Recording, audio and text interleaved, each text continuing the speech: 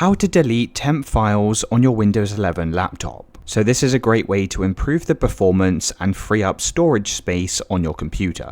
Now first, just open up your start menu, search for run and click on the run icon. Now in the search box, type in the word temp and then press enter. Click on continue. And then you can press Ctrl A on your keyboard to select all your files, and then click on this trash icon. Now this is just temporary data, so it's completely safe to go and delete. If you get a warning message, just press do this for all current items and press try again. Now there may be some files which can't be deleted, you can just press skip, that's absolutely fine. Now once you've done this, you'll need to open up the start menu again, search for run and click on the run icon. Now this time type in $temp and press enter. Now once again press Ctrl A on your keyboard. Once everything's selected, click on the trash icon. Select do this for all current items and press continue. Once again, if some files and folders can't be deleted, just close out of this window. Now the last step is to open up your start menu again, search for run and click on the run icon. Now type in the word prefetch and press enter.